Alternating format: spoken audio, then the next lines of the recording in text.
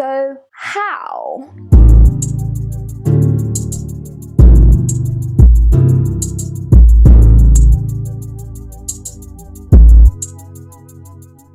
So I'm gonna take you guys on a journey back to 2016, December.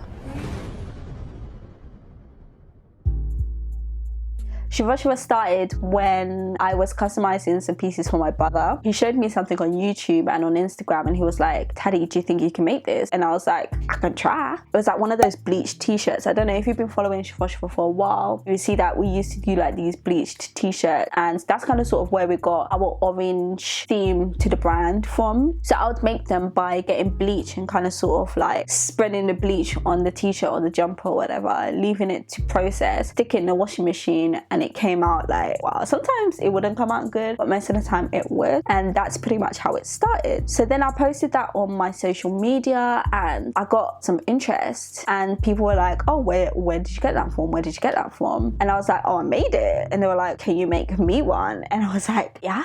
And from that point, I was like, you know what? I think I'm onto something. I think this is the business. I think this is how I'm going to be my own boss. And I had to come up with a name for the brand. At first, it was going to be a play on name for me and my brother's name. But then, no joke, there was like a letter on the table and it had like my dad's like entire name on there. And I was like, Simba, like this looks good. Like this looks aesthetically pleasing. Then I had to like go into our family group chat and ask like what exactly it meant. It meant try me and you'll see. And we were like, well, that's the name. And that's pretty much how we came up with the idea and the name. So next, we created the social media and started to get our first couple sales online. Well, it wasn't really online, it was like through DM. So people would send me a DM and tell me exactly what they wanted to purchase. And at this point, I was making like more like bespoke pieces. So I would get like, I would get like, for example, a t-shirt, and I would like cut it. I'll see whether I can insert like a clip of exactly what I'm talking about. But I would get like a t-shirt, I would cut it, then I would do the bleach on it. Or I'd get like a long t-shirt and I'd cut it still, and it would be like a dress. So I used to do all kinds of interesting things with my designs and sell it.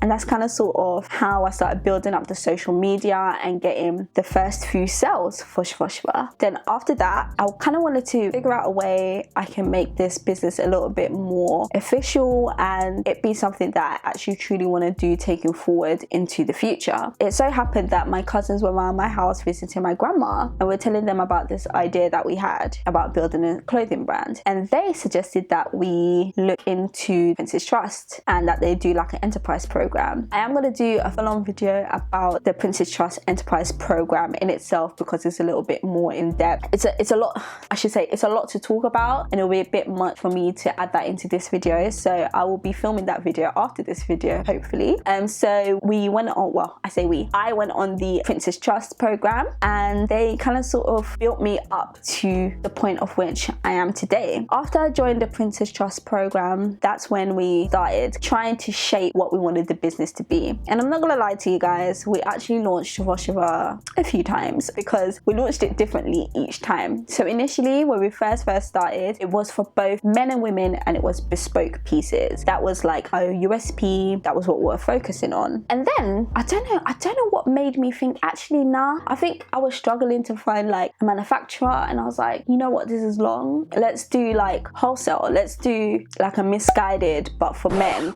That quickly died. I don't know why. It wasn't really exciting. It was just more like sourcing clothes and then reselling them. That wasn't really something that we wanted to do, I guess. One second.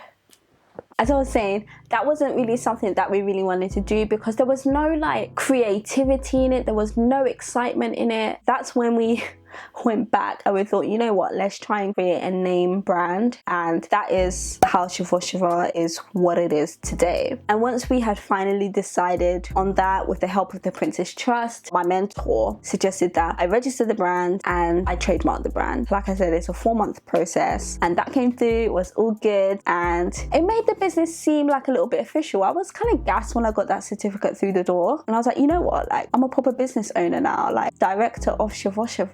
Yes. So after the trademarking and the registration process, which was towards the end of the Princess Trust program, I went to something called Business Launch Group, which is kind of sort of like a mini Dragon's Den for Princess Trust. Like I said in my Princess Trust video, I will elaborate on all the different bits in regards to the course as a whole. You go to this Business Launch Group and you pitch your business. That's like your completion of the Princess Trust program. And then after I completed the program, I got my funding. And once you get your funding, you know, doors start opening up. Like, you're able to do what you really need to do. In that time, we had, actually no, prior to that time, we had a pop-up, because that made up part of a particular section in the Princess Trust program. And that sort of gave us the boost that we needed to show us that, you know what, our brand is actually a brand and people actually like the brand and they're willing to buy from the brand. Just a little tip, if you're starting out a brand and it's got like a tangible item, do try and do a pop-up, because if anything, it gives you the confidence you need, because I feel like people are always going to be nice and somebody is always going to buy your product at these pop-ups. So definitely do a pop-up. So now that I had received the funding, I was able to begin the manufacturing process, like getting samples and stuff for the winter collection. So we had just missed out on summer. We were concentrating more on trying to get bits out for winter, and the sampling back and forth, my goodness, like, you can spend a lot of money on samples only. Like, make sure you have a budget for samples, because samples cost double, sometimes triple the price of what you're going to pay for the bulk order, and also more time you're going back and forth trying to correct certain things. Luckily, some companies will actually refund you the price of samples after you've placed a bulk order, but a lot of companies don't, especially if your quantities are low, which when you're starting, they kind of should be, because you don't want to have dead stock. Like, there's nothing worse than having dead stock. And right now I have dead stock downstairs,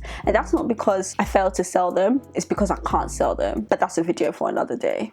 After months of the back and forth trying to get these samples right, which I finally did, and they were perfect, they were great. The tracksuits were so good. Like, the material of them were like so, and the color, like navy blue is my favorite color in case you couldn't tell already. And one of the tracksuits was navy blue, and it was my favorite tracksuit, and we're really happy with the sample, really happy with the print. So we decided to place our bulk order,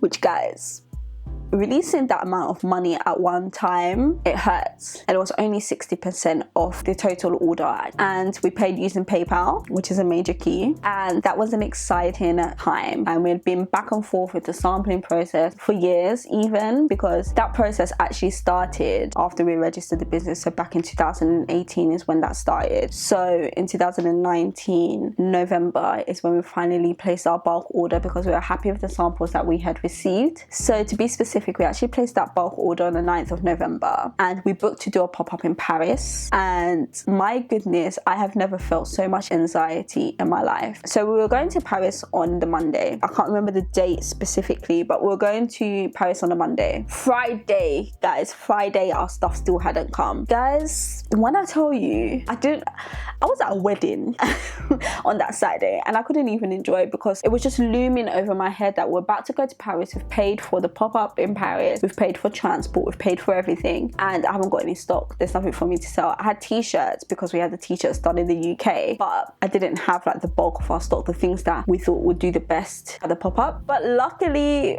by the grace of God, on Monday, me and my mum, we drove to West London. But I will get into that. That's a whole video for another day, because boy, like that experience in itself, it was a lot. So yeah, we did receive our stock in December, and we managed to launch. We launched in December on Christmas Eve, and that kind of sort of brings us to today. That's pretty much how Shiva started. There's so much more little bits in between, but the more I make videos, the more I'll talk about those little bits in between, because they are full-length videos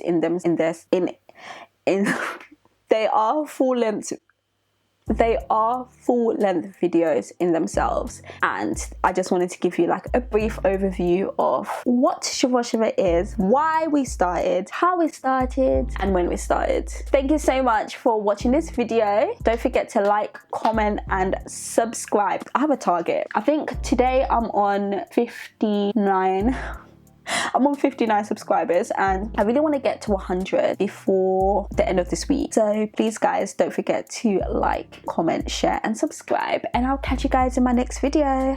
Bye.